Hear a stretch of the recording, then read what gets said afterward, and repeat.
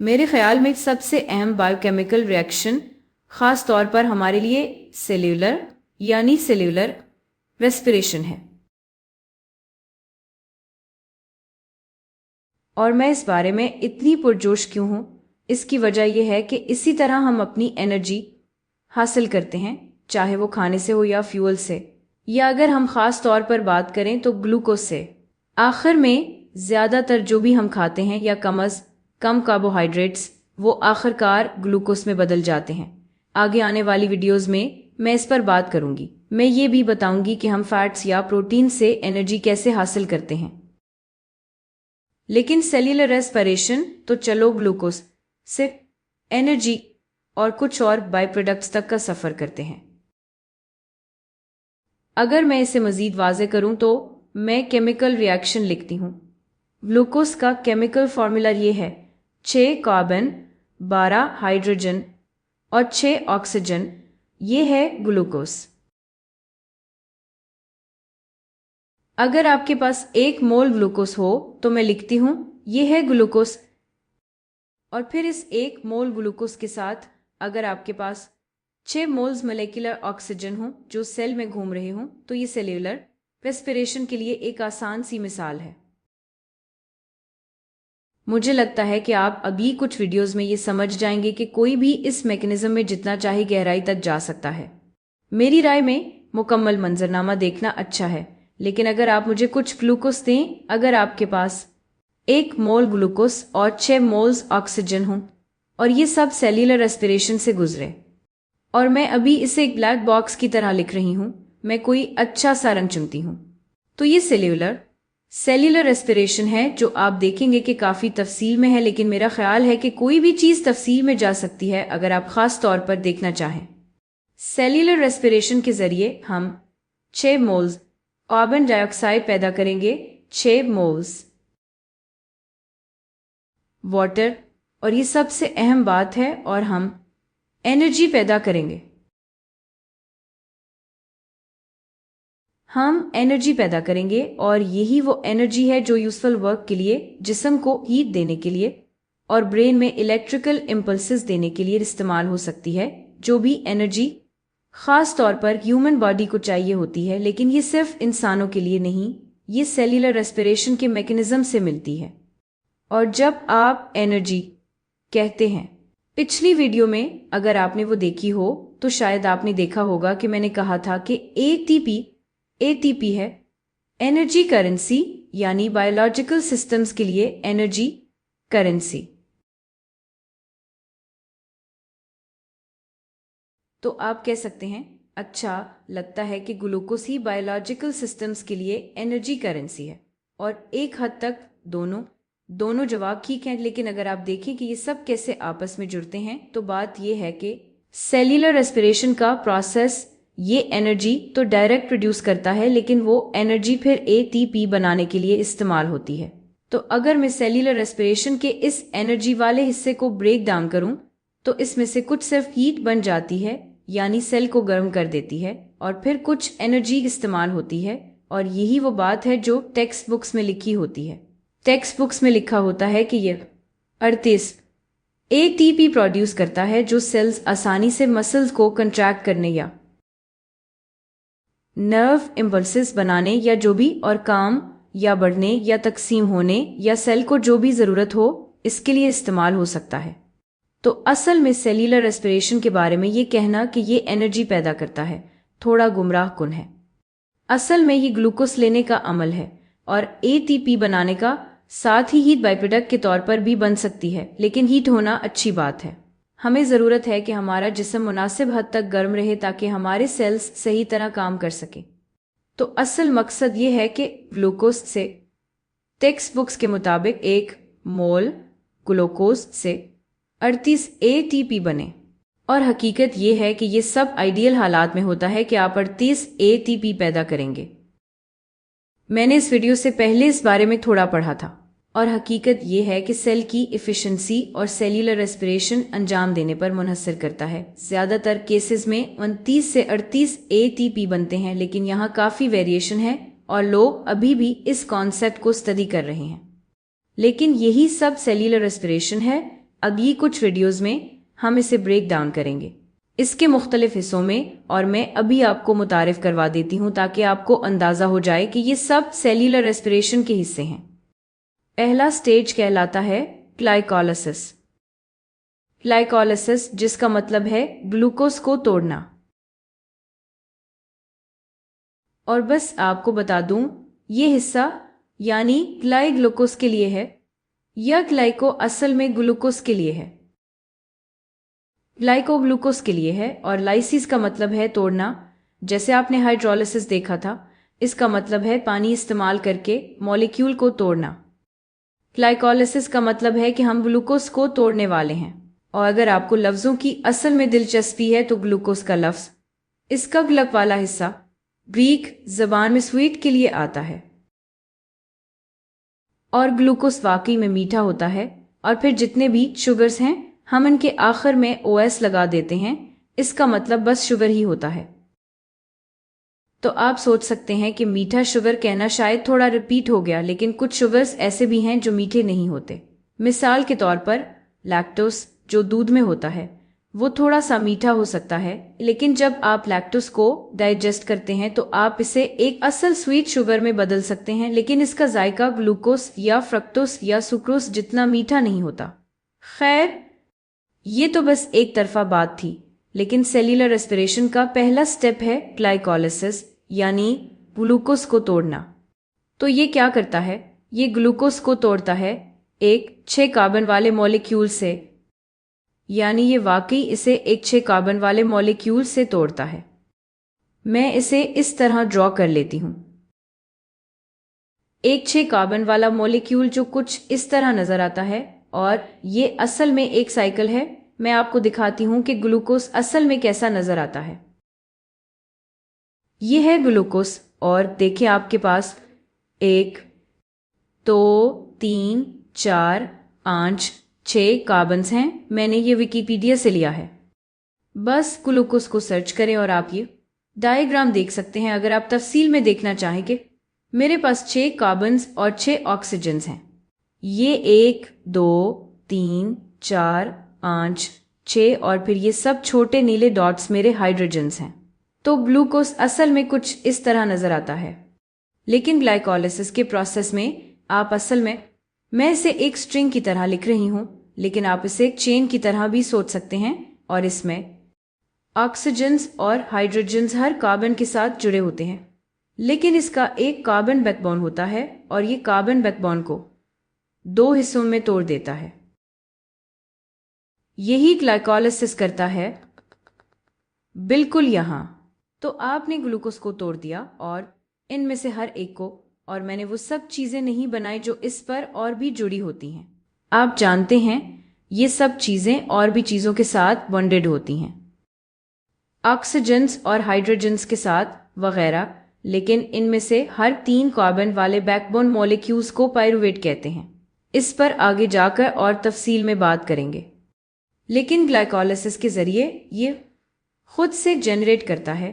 असल में इससे 2 एटीपी चाहिए होते हैं, तो इसे 2 एटीपीएस चाहिए होते हैं और ये जनरेट करता है 4 एटीपी। तो नेट यानी मजमूई तौर पर ये 2 जनरेट करता है।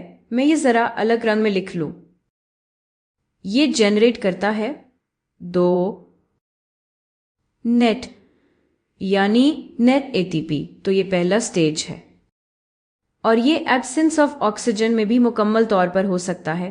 मैं ग्लाइकोलाइसिस पर एक पूरी वीडियो बाद में बनाऊंगी।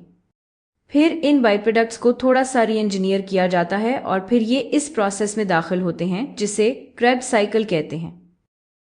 ये इसमें दाखिल होते हैं जिसे क्रेब्स साइकिल कहते हैं, जो जनरेट करता है मजीद 2 एटीपी। और ये वो पॉइंट है जो काफ़ी दिलचस्प है, यानी एक और प्रोसेस है जो आप कह सकते हैं क्रेब्स साइकिल के बाद होता है, लेकिन हम एक सेल में हैं और यहाँ हर चीज़ हर वक्त एक दूसरे से टकरा रही है। आमतौर पर इसे ग्लाइकोलाइसिस और क्रेब्स साइकिल के बाद समझा जाता है। इसके लिए मैं वाज़ेह कर दूं, इसके लिए ऑक्सीजन चाहिए होती है। इसके लिए ऑक्सीजन चाहिए। तो मैं वाजे कर दूं, ग्लाइकोलाइसिस ये पहला स्टेप, इसके लिए ऑक्सीजन नहीं चाहिए या इसे ऑक्सीजन की जरूरत नहीं। ऑक्सीजन ये ऑक्सीजन के साथ भी हो सकता है और बगैर ऑक्सीजन के भी। ऑक्सीजन जरूरी नहीं।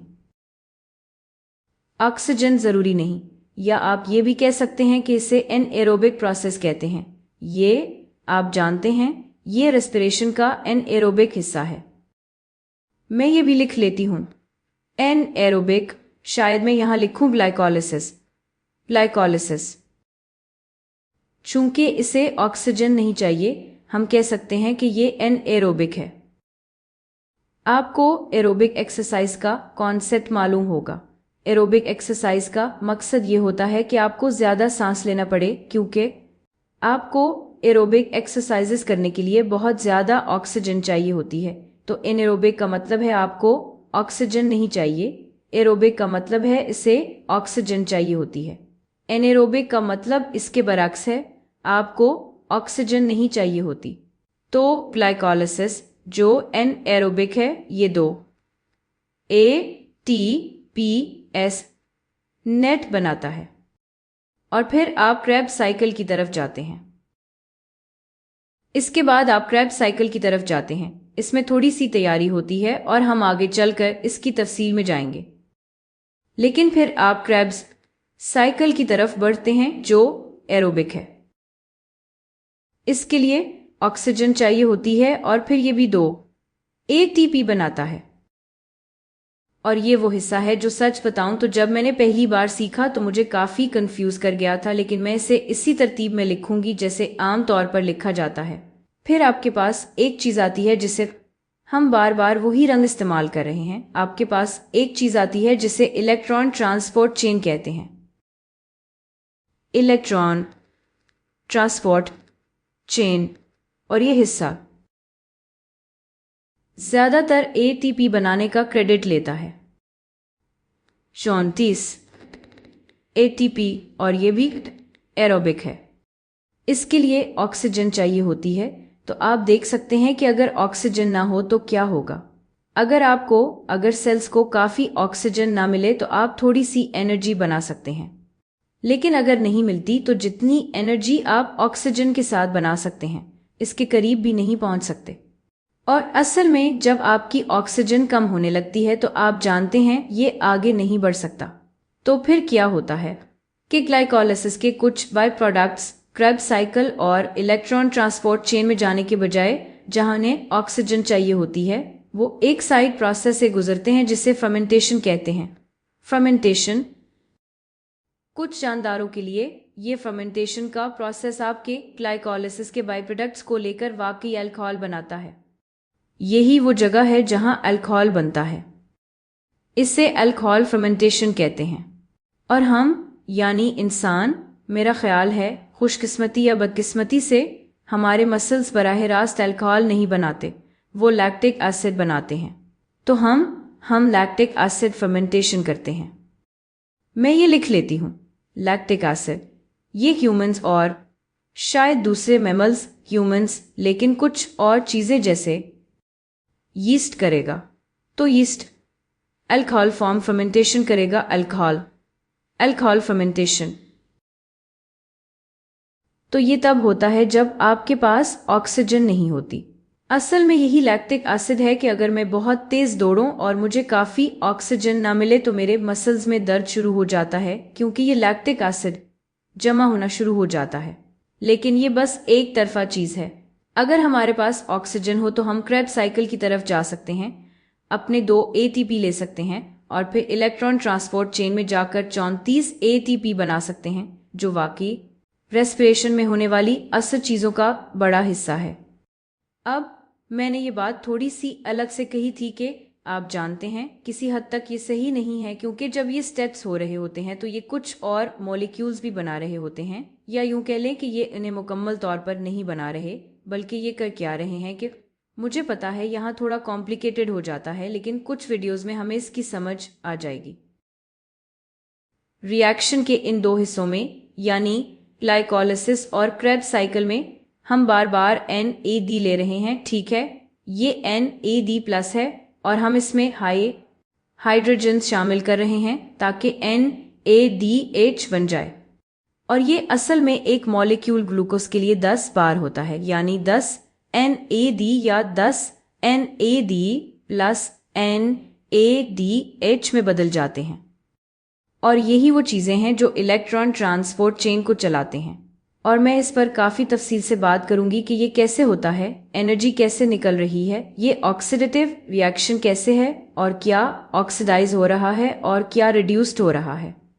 लेकिन मैं बस ये क्रेडिट देना चाहती थी, ये स्टेप्स सिर्फ 2 ATP ही नहीं बना रहे हर स्टेज में, ये एक्चुअली मिलाकर 10 NADHs भी बना रहे हैं जो बाद में इस्तेमाल होते हैं। और हर एक से आइडियल सिचुएशन में इलेक्ट्रॉन ट्रांसपोर्ट चेन में 3 ATP बनते हैं। और ये एक और मॉलिक्यूल भी बना रहे हैं FAD, जो काफ़ी सिमिलर है, लेकिन ये FADH भी बना रहे हैं। अब मुझे पता है कि ये सब कुछ काफ़ी कॉम्प्लिकेटेड है, मैं इस पर आगे वीडियोस बनाऊंगी, लेकिन जो सबसे अहम बात याद रखने की है वो है सेल्यूलर रेस्पिरेशन। ये बस ये है कि ग्लूकोज को लेकर इसकी एनर्जी को दोबारा रीपैकेज करना और इसे इस फॉर्म में रखना कि आपके टेक्स्ट बुक्स आपको बताएंगे 38 ATP बनते हैं, और अगर आप एग्ज़ाम दे रहे हैं तो ये लिखना अच्छा नंबर है। हकीकत में ये नंबर अक्सर कम होता है और इसके साथ साथ हीट भी बनती है, बल्कि ज़्यादातर एनर्जी हीट की सूरत में ही निकलती है। लेकिन 38 ATP बनते हैं और ये 3 स्टेजेस के जरिए होता है।